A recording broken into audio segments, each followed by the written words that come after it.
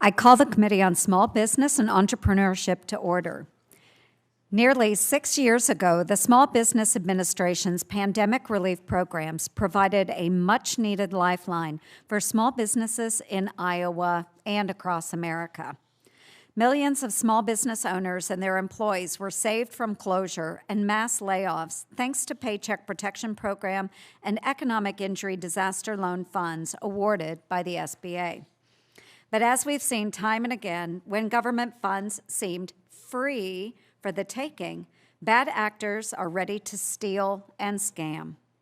Government programs should never be able to be exploited at the American taxpayer's expense in the first place. However, the lack of oversight mechanisms in SBA's COVID relief programs, coupled with the quick disbursement of funds to save shuttered businesses, allowed swindlers to rob taxpayers of $200 billion in pandemic relief loans. The Pandemic Response Accountability Committee, or PRAC, sounded the alarm years ago on how allowing applicants to self-certify their eligibility increases fraud. Self-certification allows the government to rely on an applicant's promise that they meet program requirements. The SBA Office of Inspector General repeatedly echoed their concerns about this system. Unfortunately for taxpayers, the Biden administration ignored repeated watchdog warnings, allowing blanket forgiveness without additional verification on PPP loans under $150,000 and potentially allowing a large swath of fraud to escape meaningful scrutiny. Self-certification was known to be a major problem as more pandemic relief programs were created.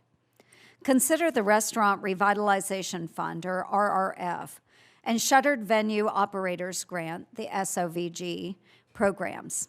These opened a menu of fraud for the taking. In 2024, music artist Chris Brown exploited these awards to the tune of $10 million. Half of these funds were paid directly to the singer himself. Additional funds were spent on an $80,000 birthday party. The SBA never should have been running a drive-through for fraudsters. However, even though the RRF program had a 20-location limit for franchisees, restaurant chain Core Life Eatery, with 29 locations, still got served $7.8 million from our taxpayers that it never should have been allowed to receive. But talk about fast fraud made to order. One Oregon dentist, known for illegally distributing pharmaceuticals, used his personal address and fictitious restaurant names in Florida to generate nearly $8 million in RRF payments. To date, the PRAC has diligently helped law enforcement partners expose more than billion with a B, $2.4 billion in estimated fraud loss.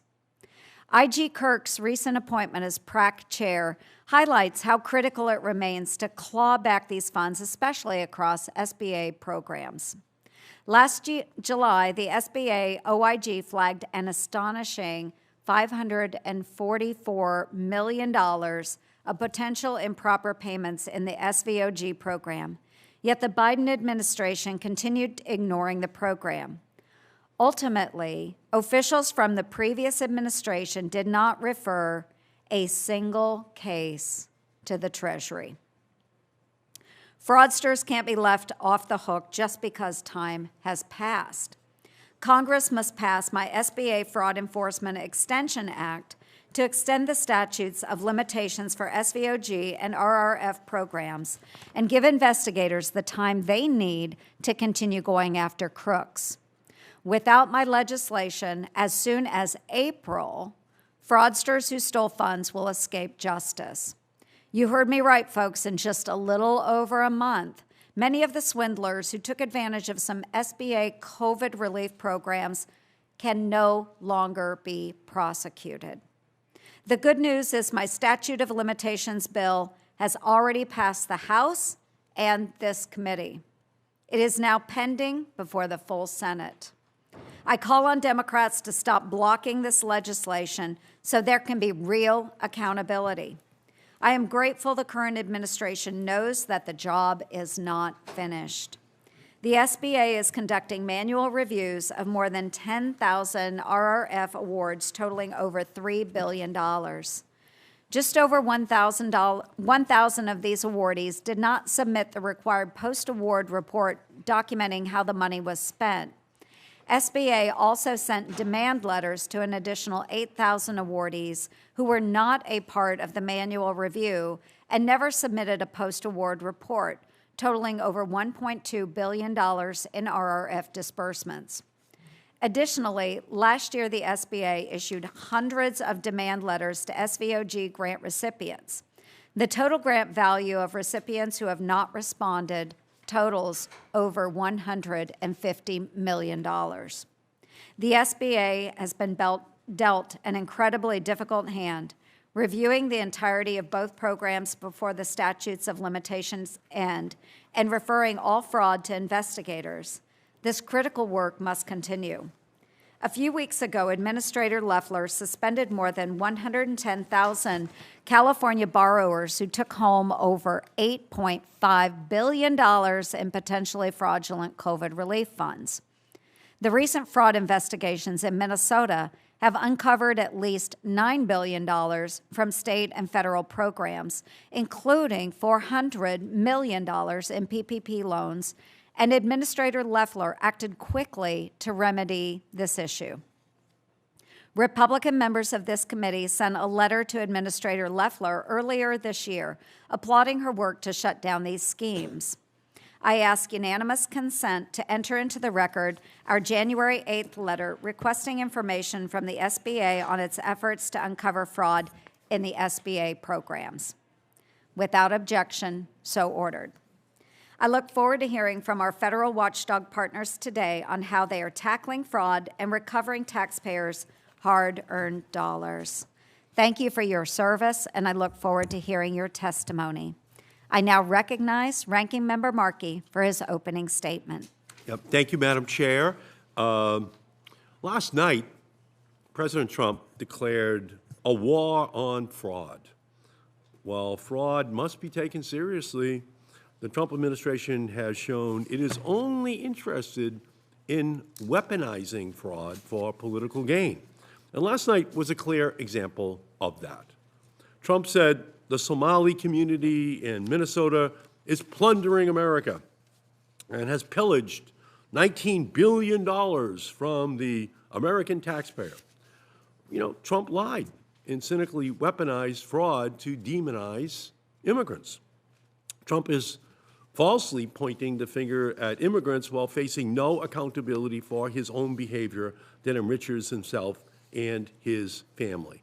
Trump said last night, if we're able to find enough of that fraud, we'll actually have a balanced budget overnight. That level of fraud does not exist, and it should trouble every American because what it really means is that Trump will use isolated incidents of fraud to punish his perceived enemies. And the attacks have already begun. Last month, the Trump administration used fraud as a pretext for freezing funding for child care and low-income assistance programs, threatened to withhold federal Medicaid funds, and ordered a review of federal funding for Democratic-controlled states. These are not actions of a president fighting fraud. This is a president determined to make life miserable for anyone who doesn't support him. All the while, DOJ has been accessing American sensitive data. We recently learned DOJ employees illegally funneled voter data to an organization pushing disproven conspiracy theories of widespread election fraud. We still don't know if sensitive data at SBA was compromised by DOJ because our committee has never been briefed on DOJ's activities at the SBA. and that is unacceptable. If the president cared about fraud, would he be doling out billion-dollar contracts to his cronies? Would he solicit donations from his gold-plated ballroom from companies that do billions of dollars of business with the federal government? Would he grant pardons to criminals convicted of money laundering, bank fraud, and wire fraud who have connections to him and to his administration? And we are just 1 year removed from the night President Trump illegally fired 17 independent watchdogs, including Mike Ware at the SBA. Are these the actions of a president serious about fraud, or are those the actions of an administration where corruption and self-dealing are the norm? There's an old saying that hypocrisy is the tribute that vice pays to virtue. And so, yeah, we now have Donald Trump paying tribute to the rooting out of fraud, while at the same time, that is what is a good way of describing the entirety of his administration. And that's the hypocrisy, I think, that really bothers people, even as they see the president up there trying to demonize a small number of people and promising that eradicating that level of fraud will balance the budget, when he knows that is not true. Today's hearing is about fraud at the SBA. And we know that bad actors took advantage of some of these COVID programs. We don't deny that. And we must hold them accountable, absolutely. But let's be very clear about when that fraud occurred.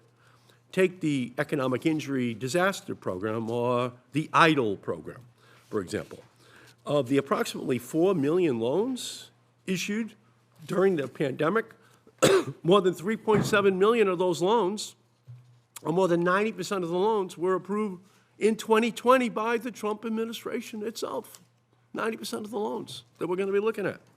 So when we hear about fraud today, let's keep in mind who was on watch when it happened. And Democrats and Republicans should stand up and acknowledge actual fraud wherever and whenever it occurs, and not just when it is politically convenient to do so. So if we're serious about protecting taxpayer dollars, policing fraud should not become a farce where those in power give themselves a pass and use investigations to exact revenge on their political counterparts. The Trump administration abuses in Minnesota and other Democratic-led states, like my home state of Massachusetts, who he mentioned last night, demonstrate exactly why we need real, independent oversight at all levels of government. So I thank you, Madam Chair. I thank you for holding this hearing, and I look forward to hearing from our witnesses. Yeah, thank you, Ranking Member Markey. I do want to extend a warm welcome to our witnesses, and I am thankful that you took time out of your busy schedules to share your expertise and insight with this committee. And first, Mr. William Kirk serves as the Inspector General for the Small Business Administration. Mr. Kirk was sworn in as SBA Inspector General in early January and has extensive experience in strengthening internal controls and combating fraud, waste, and abuse in his 3 decades of leadership across higher education, also private enterprise and the federal government. So yeah, thank you for your service. He earned his Bachelor of Business Administration in Accountancy and Juris Doctorate degrees from the University of Notre Dame. Mr. Kirk, I would also like to congratulate you on your recent appointment as Chair of the Pandemic Response Accountability Committee, effective March 1st. I am confident that you will continue to shine a spotlight on the pandemic-era relief programs and work across the investigative community to recover funds and bring fraudsters to justice. Next, Mr. Ken Diefenbach. Mr. Diefenbach serves as the 3rd Executive Director of the Pandemic Response Accountability Committee, or PRAC, and brings over 28 years of experience in the oversight community. As Executive Director, Mr. Diefenbach leads the PRAC's efforts to support and coordinate oversight of the pandemic response, enhance transparency, and use data to detect fraud, waste, and abuse. Mr. Diefenbach earned his bachelor's degree in business from the Citadel and a graduate degree in criminal justice from the University of Alabama at Birmingham. Thank you again. Briefly, I'd like to take a moment to explain our lighting system to our witnesses. There are 3 lights in front of you. Green means go, yellow means you need to wrap it up pretty quick, and red means to conclude your remarks. I ask unanimous consent that the witness's full statements be included in the record, and without objection, so ordered. As your written testimony has been made part of the record, the committee asks that you limit your oral remarks to 5 minutes. And with that, Mr. Kirk, you are recognized for 5 minutes for your testimony. Thank you. Chair Ernst, Ranking Member Markey, and distinguished members of the committee, thank you for the opportunity to appear before you today. It is a great honor to represent the Office of Inspector General at the U.S. Small Business Administration and the dedicated auditors, sworn law enforcement investigators, analysts, and support professionals who work every day to protect taxpayer dollars and promote integrity across SBA's programs. The SBA OIG operates independently under the Inspector General Act of 1978. Our mandate is straightforward but consequential. We conduct objective oversight grounded in evidence to detect and deter fraud, waste, and abuse, and to strengthen SBA program integrity through actionable recommendations and transparent reporting. While the acute economic phase of the COVID-19 pandemic has passed, oversight has not. The scale and speed of SBA's pandemic response was unprecedented. To avert an economic crisis caused by lockdowns, business closures, and other impediments, SBA dispersed approximately $1.2 trillion in pandemic economic assistance. The response delivered critical relief to millions of legitimate small businesses, but it also created opportunities for fraudsters to exploit internal control vulnerabilities. Fraudsters stole identity information, created synthetic identities, duplicated information to exploit programs, all this to exploit, they exploited programs meant to help those in need. Today, I'm going to focus on 3 areas central to the committee's oversight responsibilities. First, the systemic risks within the 8A Business Development Program and the importance of eligibility oversight.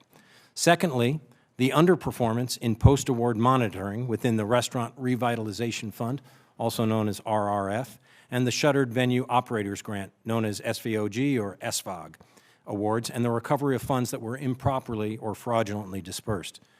Third, the necessity of extending the statute of limitations to 10 years for RRF and SVOG fraud, which would match the statute enacted for the Paycheck Protection Program, PPP, and COVID-19 Economic Injury Disaster Loan, or EIDL, fraud. These issues are interconnected. They all reflect the same underlying principle. When program eligibility is not rigorously verified, when red flags are not fully resolved, or when enforcement timelines are misaligned with investigative realities, the American taxpayer bears the risk. Our office has continued to identify indicators of potential ineligibility, unresolved fraud flags, and delayed recovery actions in certain pandemic programs. At the same time, we have seen the benefits of strengthened controls, improved interagency data sharing, and enhanced investigative coordination through partnerships such as with the Pandemic Response Accountability Committee known as the PRAC. Oversight is not about revisiting the urgency of 2020. Rather, it is about ensuring that the structural lessons from that period translate into stronger controls today and in the future. Under my leadership, SBA OIG will continue to exercise independent judgment, pursue complex fraud investigations wherever the evidence leads us, we'll issue recommendations to strengthen internal controls, and we pledge to keep this committee fully informed of risks, corrective actions, and measurable outcomes. The work before us requires persistence, sufficient time to investigate potential fraud, and a sustained commitment to integrity. I appreciate the committee's engagement on these matters, and I look forward to discussing them in greater detail. Thank you very much. Thank you very much. Mr. Diefenbach, you're recognized for 5 minutes for your testimony. Thank you. Chair Ernst, Ranking Member Markey, members of the committee. It is an honor to be here today to discuss the Pandemic Response Accountability Committee, or PRAC, and our work to investigate fraud and improve fraud prevention across federal programs, including funds intended to help small businesses. PRAC's success would not be possible without strong partnerships like the one we have with the Small Business Administration, OIG. Thanks to Congress, the One Big Beautiful Bill Act extended the PRAC and its data analytics capability until 2034, provided $88 million in funding, and expanded our jurisdiction to programs funded in the law. Operating on an annual budget of approximately $18.5 million, to date, the PRAC has helped recover well over $500 million for the taxpayer. As executive director of the PRAC, an entity Congress created to oversee over $5 trillion in relief funding, I work with a phenomenal team that is leveraging artificial intelligence to collect, organize, and analyze data to rapidly provide insights into fraud risks. This proactive approach is clearly needed so that fraud is prevented before funds are dispersed. This past summer, the PRAC issued 2 fraud alerts that identified over $79 billion in potential fraud that could have been prevented with pre-award vetting and cross-agency coordination. To address these issues, the PRAC is developing an artificial intelligence-enabled fraud prevention engine. Trained on 5 million pandemic applications and other data, the tool can quickly identify anomalies, trends, patterns, and hidden connections in applications before payment.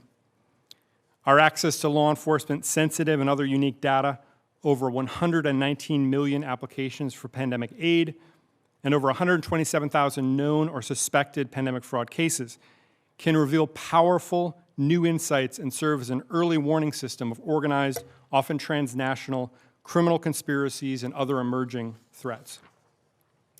Had our fraud prevention engine been in existence in March of 2020, pre-award vetting would have flagged at least tens of billions of dollars in fraudulent claims for further scrutiny, allowing agencies, again, to prevent fraud. One of the many lessons of the pandemic is that fraudsters rarely target just one government program. They exploit vulnerabilities wherever they exist. This is why the PRAC uniquely focuses on cross-program and cross-agency risks. For example, in one project, we found over 40,000 instances where the same person appears to have reported a low income to obtain housing benefits and also a high income to obtain small business administration benefits. These anomalies indicate potential fraud in more than $860 million in PPP loans, and they were likely caused by identity theft or other types of fraud schemes in one or both of the programs. Now, most importantly, it also means that legitimate beneficiaries likely lost out on benefits that they needed and deserved to have. The PRAC also works with OIGs to develop analytics tools that provide new insights and improve effectiveness of oversight.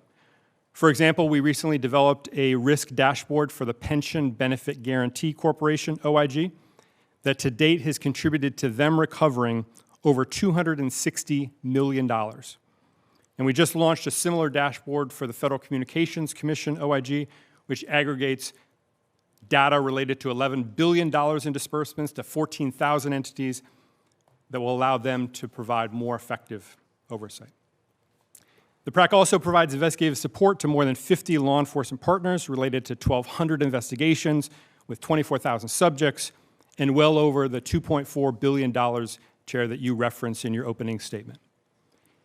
In one of the tens of thousands of pandemic fraud cases, we identified one PPP scheme involving more than 450 applications from over 100 individuals across 24 states.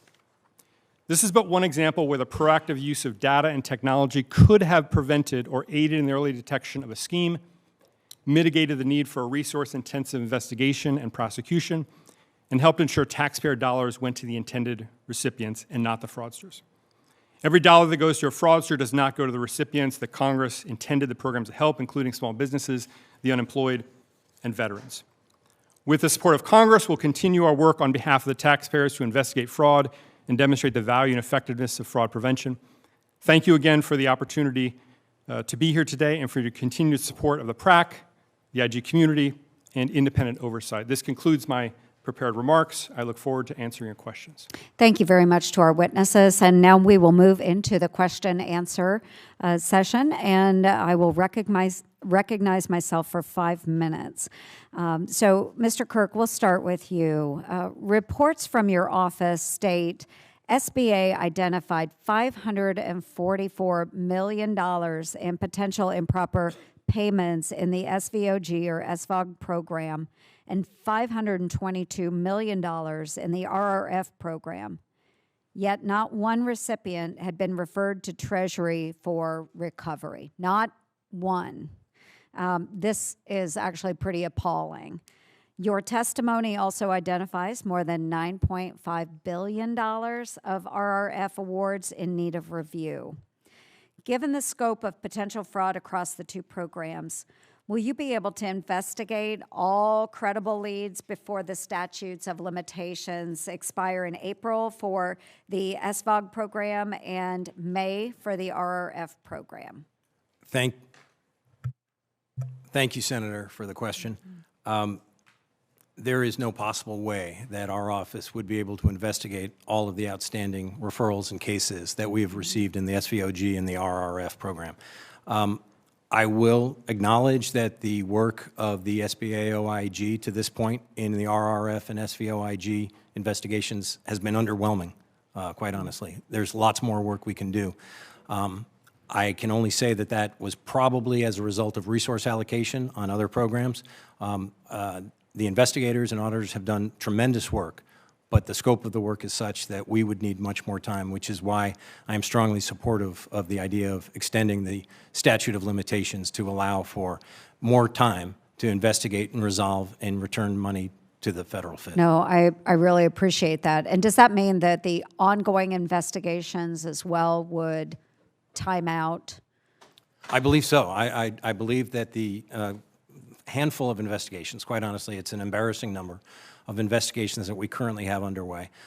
Those would probably time out as well if we could not bring them to prosecution. Yeah, so even though you've invested time and resources through the department, they could not continue if the statute of limitations runs out for the programs. Indeed. It's my understanding that that work would be for naught. Okay, which is exactly why we do need to extend the statute of limitations. So thank you. Mr. Diefenbach, the PRAC has produced over $57 billion in monetary findings and over 1,200 indictments, resulting in over 450 convictions. Is it safe to say you are aware of the time and energy it takes to investigate pandemic fraud? Yes, very safe to say. I spent the bulk of my 29-year career doing fraud and public corruption investigations in the OIG world, and it takes time to identify the bad actors, track them down, and to do the necessary work to serve the purpose of justice, yes. So if Congress extends the statutes of limitations by an additional 5 years, how much additional SVOG and RRF fraud do you realistically believe could still be uncovered and prosecuted? So, Chair Ernst, I can't provide you a numerical estimate for that, again, because there's so many factors involved, but I can assure you that with additional time, we will identify more bad actors and more losses and lead to more convictions and more arrests, yes. Okay, thank you. And maybe for both of you in the remaining time that I have, the Biden administration chose automatic forgiveness for Paycheck Protection Program loans under $150,000, effectively waiving through potential fraud. What front-end controls should have been mandatory before forgiveness was granted? And if we could start with you, General Crook. Thank you, Senator. First off, the front-end control that would have certainly avoided many problems would be the avoidance of the use of self-certification of eligibility. That's a real problem. There are ways to cross-check that self-certification, but certainly self-certification is problematic. I would defer to my colleague if there are others that he's aware of. Great, thank you. Sure. Yes. So the PRAC has done a tremendous body of work in lessons learned, and we've produced a blueprint for program integrity. It includes program certification. The biggest point I make to you is that agencies own this risk, and they have to do risk assessments, and they have to identify how are we verifying eligibility, what are the terms and conditions of the award, what is the law as laid out by Congress, and how are we ensuring that we're mitigating a broad range of risk. And every program has different risk, overlapping risk, but first and foremost, agencies have to pay attention and devote resources to those activities. Okay, thank you. Now I recognize Ranking Member Markey. Thank you, Madam Chair, very much.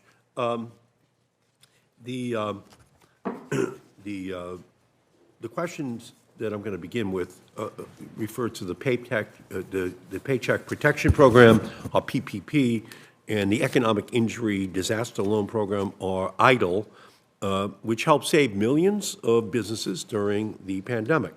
The SBA and Congress should be learning from our experiences to improve programs, keep fraudsters out, and target help to deserving small businesses. However, Republicans seem more intent on blaming the Biden administration than anything else. 2023 SBA report found that 86% of the fraudulent loans came under Trump during the first 9 months of the first pandemic relief programs. So, Mr. Kirk, your office's own 2023 report on pandemic fraud states that many of the SBA's improvements to stem fraud, quote, were made after much of the damage had already been done, and that fraudsters egregiously exploited SBA's weakened controls during the first year of the program, meaning during the Trump administration. So, Mr. Kirk, when were most PPP and EIDL loans made? Thank you, Ranking Member, for the question. I appreciate it. As you described, the vast majority of the loans were made in the year 2020 and 2021. So they were in that time frame. That's when the pandemic occurred. So the relief that the country needed was at that time, and that's when the loans So were. 93% of the Yes. EIDL grants were made in 2020 when President Trump was in office. Mr. Kirk, do you agree with your predecessor's finding that the vast majority of fraudulent PPP and EIDL loans were made during the first Trump administration? It seems that you do. Mr. Kirk and Mr. Diefenbach, excuse me? No, I was going to say that was the time when the pandemic occurred. It was in 2020, and the economic relief that the country needed was at that time. So that's when the loans were And dispersed. I think I heard you say, Mr. Diefenbach, that if pre-award vetting had been in place in 2020, we would have saved tens of billions of dollars. Is that what you said? Correct, Ranking Member Markey. Had we had the data systems, the authorities, jurisdiction in place, we certainly could have identified significant amounts of potential fraud for which the proper due diligence could have been accomplished before the money went out the door. Right. So back in 2020, if we had put those programs in place, we wouldn't be chasing fraud. We would have prevented the fraud in the first place. Correct. Right. Thank you. So do you agree with that, Mr. Kirk? Thank you, Senator. Yeah, I agree that had different measures been taken, I think you learn an awful lot in hindsight. But because the pandemic was raging at that time and there was a strong desire, a bipartisan desire to try to save the economy, that's when those loans were made. And what program should the Trump administration have put in place? Because as you're saying, you live life forwards, but you understand it backwards. So what program should have been in place in order to prevent against the faulty implementation of those laws? I'm sorry, I'm not, the program, the pandemic, the PPP. Do you agree with Mr. Diefenbach that we should have had those checks in right from the get-go? You do agree with that? The protocols in place to prevent. It would, again, hindsight is wonderful. I think there were significant controls put in place, but the fraudsters were very capable, and they were able to get by some of them. As I said, I think there was bipartisan interest in rescuing the economy from the ravages of the pandemic. And so the loans and grants that were made were intended to save the economy. Obviously, in hindsight, we can... I'm just trying to get the timeline down. Sure. In terms of when that fraud, began. And, the fraud has continued in the past 5 years I appreciate as well. that, but as we just heard earlier, if the safeguards were in place initially, we would have saved tens of billions of dollars, and that's just the testimony that we received. And just a few weeks ago, the New York Times reported about a huckster who had been convicted of peddling bogus energy drinks in 2019, but was then pardoned with the help of one of President Trump's former lawyers as he concluded his first term in 2021. And just last year, that same huckster was convicted again of another fraud scheme that cost victims millions of dollars. So what did the president do? He granted another pardon to that same huckster. So, Mr. Diefenbach, as someone who has devoted nearly 3 decades of your life to fighting fraud, how does it feel to see convicted fraudsters let off the hook not once but twice because they happen to have a line into the president? So, Ranking Member Markey, I'm not familiar with that matter at all. But I can look into it. If the law is followed throughout, then it's followed throughout. I don't know the facts. Okay, thank you. Thank you, Madam Chair. This might be an instance where both Ranking Member Markey and I agree that if we had had the proper protocols in place for that very bipartisan bill, the Paycheck Protection Program and EIDL, that we probably would have saved a lot of taxpayer money, and we wouldn't be in this situation today. But I would remind everybody, probably everybody on this committee voted in favor of those programs because we did want to save our small businesses back home. But, you know, if we had instituted DOGE, Department of Government Efficiency, at that time, we probably would have had the proper protocols in place.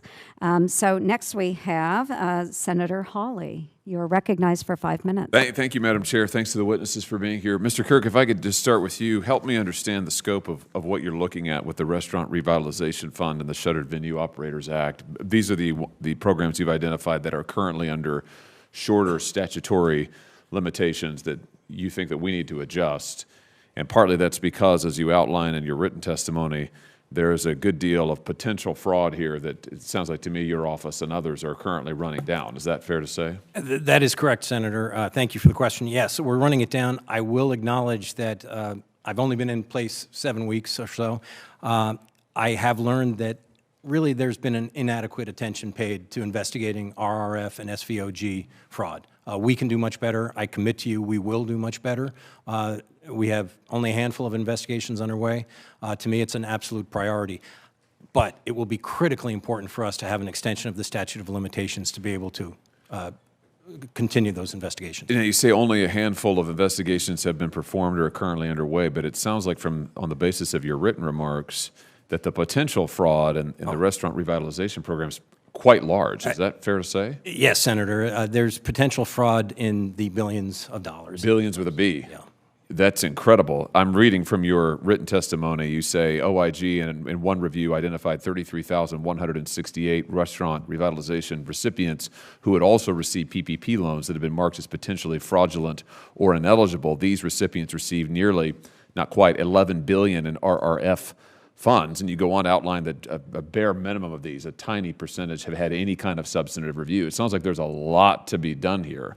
We have our work cut out for us, and we will make good use of the additional time in the statute of limitations. Indeed, there is a tremendous amount of fraud that has been uncovered, identified, potential fraud. Not all of it has been proven. Obviously, we have work to do to ensure that fraudsters are brought to justice, but it is billions of dollars, Senator. You say that your recommendation called for review of more than 61,000 RRF awards totaling almost $10 billion.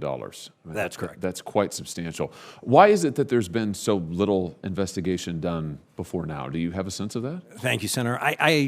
The magnitude of work available to us to do is significant. I have come to know that the investigators and auditors that are in the SBA OIG right now are really dedicated professionals. I believe that they were performing their duties in other areas. The pandemic and EIDL fraud is significant. We have so much work to do. Having said that, we can't ignore one area of fraud just because we've got fraud in others. We are going to attack this fraud. We're going to do it diligently.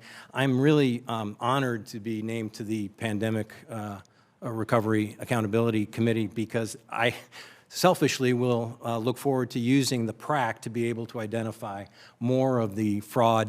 For example, it would be impossible for our staff to review manually 61,000 loans. But with the data analytical capability of the PRAC, we'll be able to do a much better job of that and return far more money to the taxpayer. We need that time, though. We need the extension of the statute of limitations to undertake that work. And remind us when it runs out one more time, Mr. Kirk. When does the statute some of them as early as March or April. Very soon. It's very soon. We need to act immediately. Yes, sir. I'm glad that you're making this a top priority. Obviously, we've seen in recent weeks, I think, just the scope of the pandemic-era fraud that has continued into the present. I had testimony at another committee. One expert suggested that we could be looking at as much as $1 trillion in fraud every year. Not all of that pandemic fraud, of course, but that's an astounding number. I think the American people are astounded and also sickened by the fact that their tax dollars are being used to fund fraudsters, buy private planes, luxury yachts, in one case, There were 12,000 pounds of $100 bills smuggled out of suitcases in the city of Minneapolis. I mean, this is outrageous stuff. Any dollar of fraud is outrageous, but the scale that you're talking about here is truly alarming. What's the first order of business for you? We get this statute extended, which is what we've got to do. What's the next order of business for you in terms of tackling this? Oh, thank you, Senator. As I mentioned to our staff, our focus is fraud, fraud, fraud. I mean, there's three things we're concentrating on. We need to dedicate our investigative capabilities to identify the fraud, return the dollars to the taxpayer. The first priority really is to leverage data analytics, because when you're talking about billions, even trillions of dollars and hundreds of thousands of loans, it's simply not possible to do manual reviews in these cases. We have to use data analytics. The fraudsters are taking advantage of the technology. We need to be able to do so as well. Very good. Well, I hope that we can get the statute of limitations extended so you'll be able to do your work. Thank you for the terrific work you're doing, both of you. Thank you, Madam Chair. Thank you, Senator Hawley. Next, Senator Shaheen, 5 minutes. Thank you, Madam Chair, and thank you both for being here and for the work that you're doing. I appreciate what the chairwoman said about the importance of the programs and what you said, Mr. Kirk, about the fact that when those programs were designed, and as somebody on this committee who helped design the PPP program, there was real urgency about getting that done, about trying to save the small businesses that were going under and the economy, and a recognition that fraud needed to be addressed, but that it was secondary to ensuring that businesses were able to continue to operate. So, Mr. Diefenbach, can you talk about how long it is taking to develop those pre-fraud measures that you mentioned? I'm sorry, the pre-fraud measures? Yeah, what you're talking The about. pre-award vetting? Yeah. Yes, ma'am. So thank you for the question, Senator. We have developed, again, artificial intelligence-enabled system that can very rapidly identify patterns, trends, anomalies. We can review once the system's set up. How long did it take you to develop? Oh, to develop it, we've developed it over the last 6 to 7 months. Okay, so having that kind of a system in place before the program was done was probably unlikely, given the urgency about getting. From March of 2020, correct. Correct. Okay. I just wanted to be clear as we're looking at time frame here. And one of the things that you said was that we can't ignore, maybe it was you, Mr. Kirk, we can't ignore one area of fraud because of fraud in other areas. And Senator Ernst mentioned the DOGE work. Last year, we saw reports that DOGE had accessed SBA systems that had sensitive information about people and businesses. We requested a review of what they accessed and whether there was any misuse of personal information. Mr. Kirk, have you looked into what DOGE accessed and whether there was any tampering with the information at SBA? Thank you, Senator, for the question. I've just been in place about 7 weeks, and in that time, I have not conducted any review of DOGE. If I may say, though, I was, at the time, I was a career employee in the federal government over at the Department of Education, and when I worked with DOGE employees, we understood them to be government employees. Certainly, they were from the Department of Government Efficiency, I guess the name was, but they were government employees that were vetted and reviewed by the HR processes and procedures. But in fact, they weren't. I can't speak to that. I don't know. But the folks that I worked with were, as I understood them, to be members of the Federal Service. Is this something you're concerned about looking at SBA? Not currently, no, ma'am. I would hope that you would do that. And in fact, when this was happening, we requested on the committee a briefing that I think both Senators Ernst and Markey said they would try and make sure we received, and yet we haven't gotten a briefing yet. So. Thank you, Senator. I would be happy to work with your staffs to see if there is additional work that we can assist you in trying to understand that. That'd be great. I appreciate that. One of my next question is also about SBA and how it operates, because one of SBA's programs is the State Trade Expansion Program. It helps small businesses that are exporting. It helps them to grow their business. I think that's something that this administration is also very interested in. And Congress provided $20 million for STEP in fiscal year 2025 funding last March, but despite SBA putting out a notice of funding opportunities last May, they have yet to announce any awards from STEP. So I would hope, Mr. Kirk, as you're looking into the integrity of SBA and how it operates, that you would also look into why SBA is not getting out the funding that Congress has provided to ensure that those programs that are so critical to our small businesses are actually being funded. Will you commit to looking into what's going on and why the STEP program is not funded? Thank you, Senator. It appears to me that you might be making a referral to an impoundment issue. And if so, that's a matter that falls under the Impoundment Control Act. That's a matter for the GAO to address. I don't know that I'm... Perhaps not, but I'd be happy to try to research that more and understand if that's what you're referring to. Because there are also several other programs, the Women's Business Centers and SCORE, where Congress has funded them, but the money hasn't actually gone out from SBA. So I assume in your position, you can check on that and see if SBA is actually funding the programs that Congress determined it should fund. I'll certainly be happy to work with my staff to try to get answers to those questions for you. Thank you. Madam Chair, I hope that we can follow up and make sure that we have those answers. Yeah, absolutely. Happy to work with you on that. Thank you. Yes, and Senator Hirono, you're recognized for 5 minutes. Thank you, Madam Chair. Mr. Kirk, in your testimony, you discussed the need to investigate fraud in the 8A program. And I agree. In fact, we should go after fraud by anyone and in all programs. So there you go. We agree on that.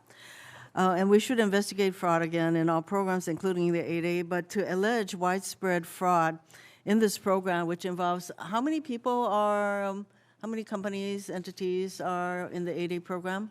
Gosh, I apologize, Senator. I don't have that information. Thousands. It is thousands. Indeed, I can assure you it is thousands. And these are small businesses. And we have decided in this committee that we should be supportive of small businesses. Absolutely. And to work with them, but to come into the questions relating to this 8A program as with the idea that there's massive fraud that is inappropriate. So I just want to get your commitment that in your review of the 8A program that you maintain your independence from those within the administration, including the SBA leadership that considers the 8A program to be a fraud magnet, but you would be independent in your assessment of whether or not there is fraud in the 8A program. Thank you, Senator, for the question. I can absolutely assure you, I swore an oath to uphold the law, to act impartially, to act without regard to political partisanship, independently and objectively. That's an oath I take very seriously. I'm glad that you're reiterating once again that the IG is really critical that you be independent. I have the questions that I asked you during your confirmation hearing. Yes, ma'am. Now, one question I did ask you was whether the rule of law applied to the President of the United States. And you didn't answer that directly. I'm going to give you another chance to answer that question. Sure, Senator. I'm happy to acknowledge that the rule of law applies to all citizens, all people in the United States, including the President of the United States. Do you know that the President said that the rule of law he doesn't think the rule of law applies to him? I'm not aware of that statement. What if I were to tell you that that is his view of the rule of law is applying to him? He doesn't think the rule of law applies to him. He thinks that the Supreme Court has given him pretty much immunity from, although that decision was based on any criminal doings, I think he certainly applies it to the civil situation. So I have some concerns about your independence. I'm glad that you continue to affirm that you are going to be independent. Now, on the question of Planned Parenthood, receipt of PPP funds, once again, I believe that you're bringing up whether or not, or the SBA is bringing up whether or not the Planned Parenthood should have gotten this money. And your predecessor, IG, has said that it was done appropriately. Do you have any reason to suspect or disagree with your predecessor's assessment of whether Planned Parenthood had committed fraud? Thank you, Senator. My understanding is that the SBA is conducting a review of the eligibility of many institutions and entities, including that one. No, but your predecessor had already said that Planned Parenthood had complied with the requirements. Thank you, Senator. I'm actually quite pleased that the agency is continuing to conduct reviews in all areas because the job of tackling fraud is shared between the agency and the IG, and this administration has made, the agency has made really very significant efforts since the beginning of last year to address fraud. Hold on, I'm reclaiming my time. So that's great that, you know, the agency is being very objective and all of that, but this regime is not objective when it comes to the funding of Planned Parenthood. And in fact, it continues to beat the drum that somehow Planned Parenthood committed fraud or that it was inappropriate. Now, your predecessor, IG, has already reviewed. I mean, you must have enough other things to look at regarding fraud, but you're going to, once again, pursue the fraud with regard to PPP. So my question to you is, do you not accept your predecessor IG's report, the assessment? Thank you, Senator. That Planned Parenthood had not committed fraud? I understand the question. Yes or no? The SBA is conducting a new review, reviewing the eligibility of the affiliates, as I understand it. I am not involved in that review. Our office is not involved in that review. If they make referrals to the Inspector General's office, it is our responsibility under the law, and we abide by the law in all cases, to investigate those matters. I have to tell you that this is very politically motivated, as you can imagine, and you must be aware that this regime, I call it a regime because of its authoritarianism, that this is a regime that has been calling to question funding for Planned Parenthood in many different ways, and certainly in this instance, you must be aware of that. So I'm just saying this is yet another instance of politically motivated investigations. Thank you, Madam Chair. Thank you, Senator Hirono. And I, for one, have called for additional information regarding those programs and the allocations that went out to Planned Parenthood because I did not believe that they fit with the original congressional intent of the package that we passed out of this Small Business Committee. So I would applaud the Inspector General's efforts on reviewing that matter. Senator Young. Well, thank you, Madam Chair, and I want to thank our witnesses for being here today. Mr. Diefenbach, I'd like to start by discussing the AI-enabled fraud prevention engine that was developed by the Pandemic Response Accountability Committee that you highlighted in your written testimony.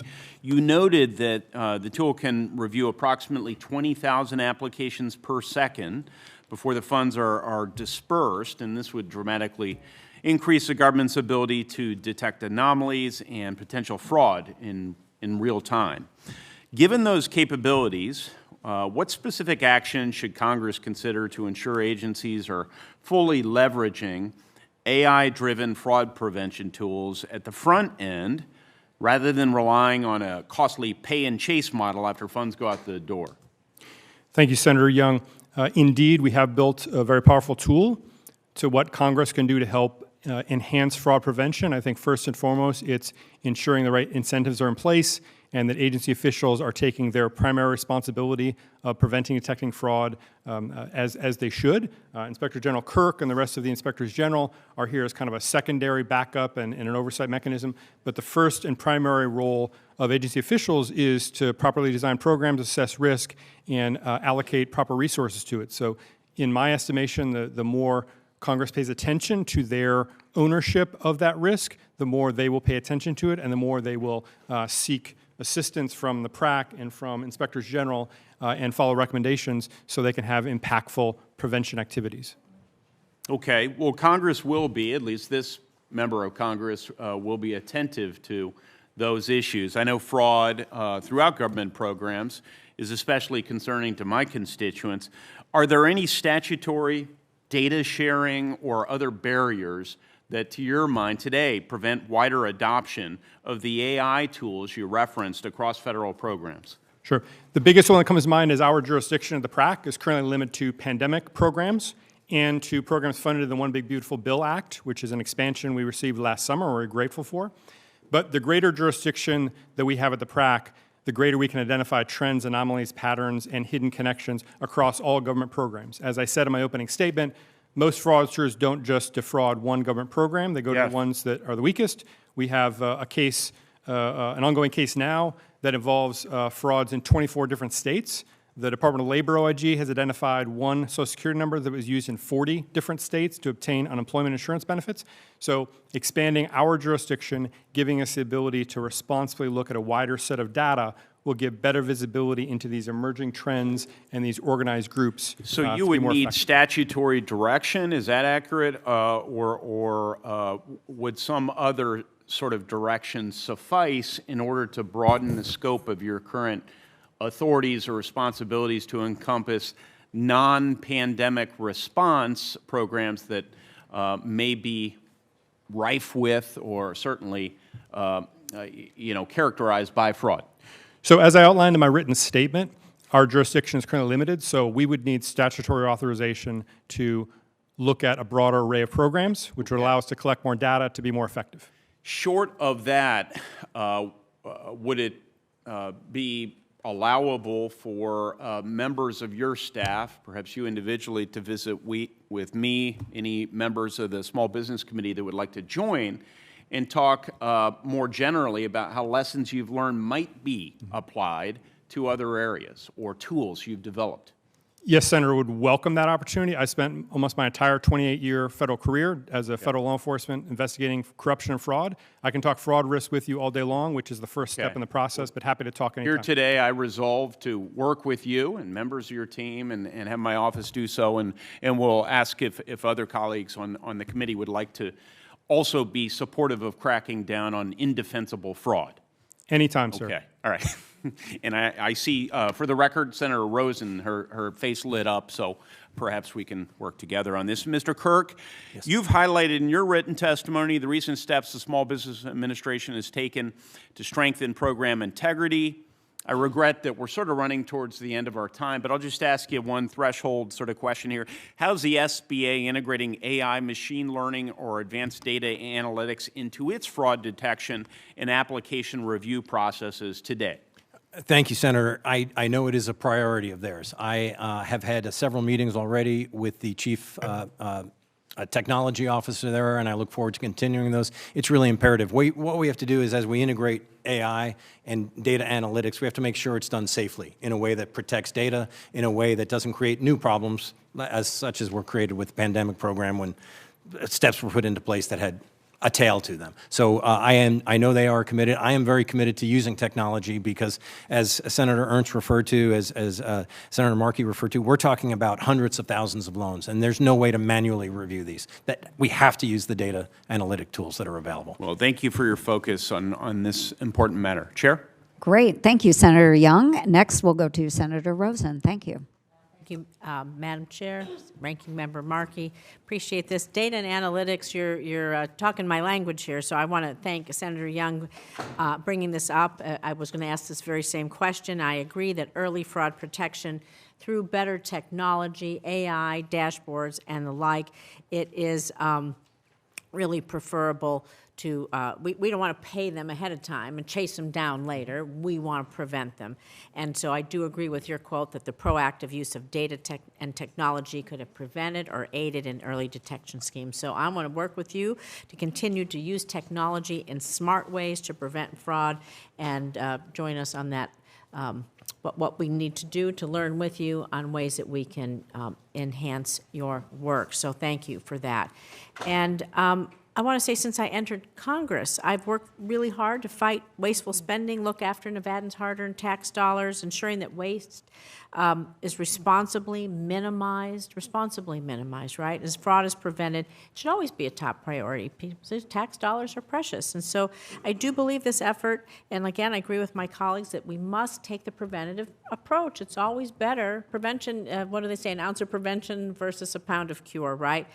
And so our goal should be to improve access to the support and SBA programs that are intended to provide. There's a lot of programs out there, not to create more barriers, but to really enable people to navigate the complex environment that exists. For our, I will say, the people who aren't perpetrating fraud, the majority of folks really want to do the right thing, and they look forward and really dream about owning a small business. And so we should be focused on implementing evidence-based reforms, identifying opportunities to improve compliance, and ensuring that critical resources do remain available for, look, 99.2% of businesses in Nevada are small business. These are people's dreams, large and small, and we want them to use these resources. So one opportunity to improve compliance exists in better leveraging small business resource partners.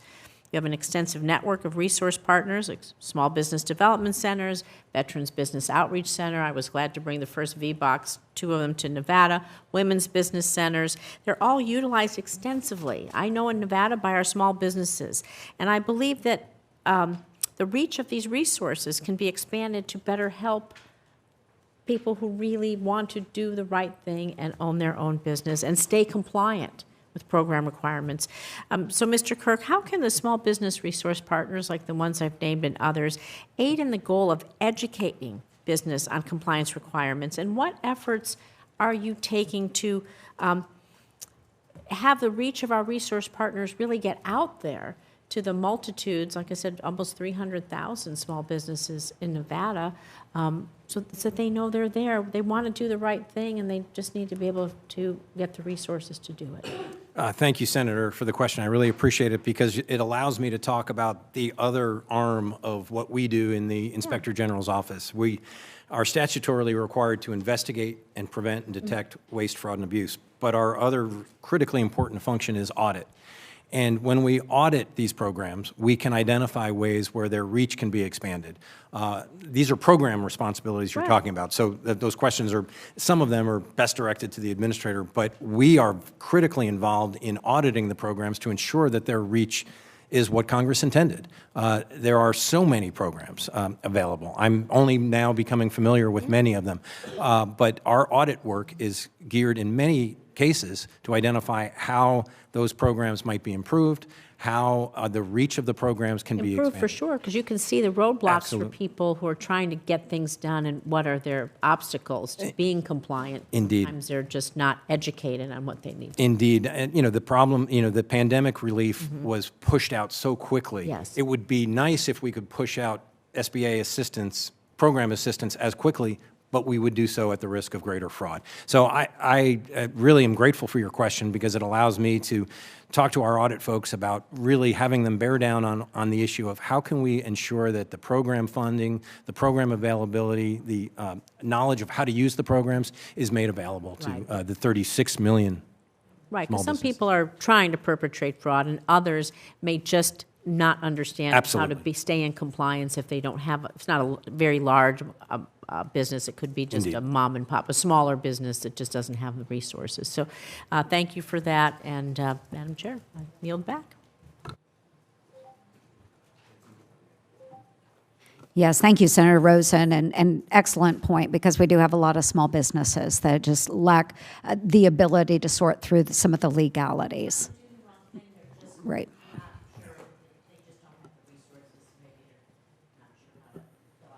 Right, exactly. Thank you for that line of questioning. And now I will recognize Ranking Member Markey. Thank you, Madam Chair. Mr. Diefenbach, you have been fighting government fraud for 28 years. You know that fraud is not a problem that is unique to only red and only blue states. Yet we've seen the SBA administrator take selective actions against borrowers in Minnesota and California. In fact, Administrator Loeffler went so far as to pause annual grant funding to the state of Minnesota after launching a probe into COVID-19 programs. I think the administrator is actually using isolated incidents of fraud from 6 years ago to deny law-abiding small businesses in Minnesota access to SBA programs today.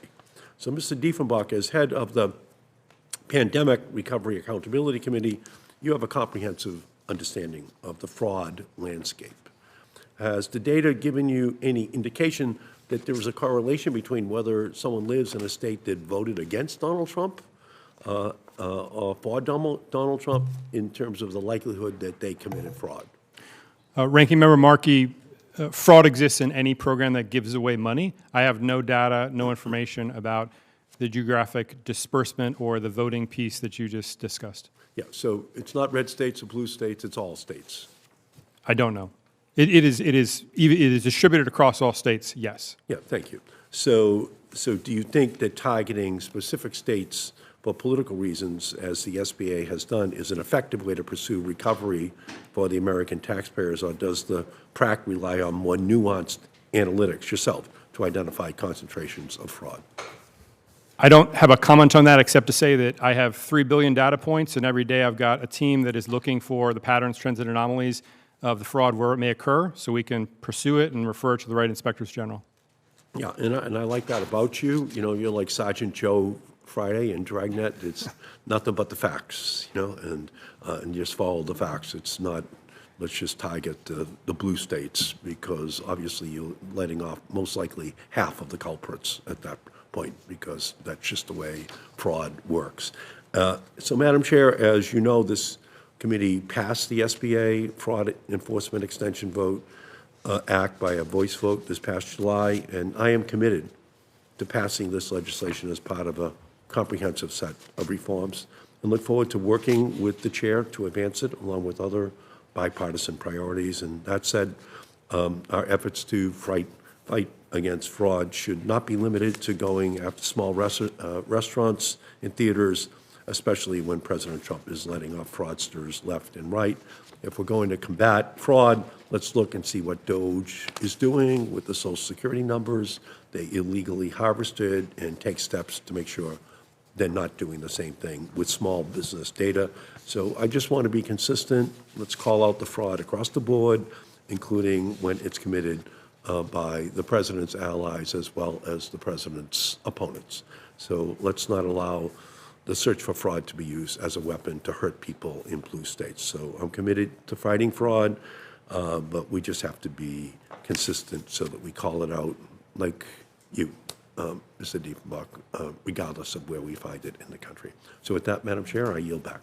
Thank you, Ranking Member Markey, and I love that, Sergeant Joe Friday, just the facts. And yes, I do believe that if there is fraud out there, we need to call it out. I don't care whether it is a blue state or a red state.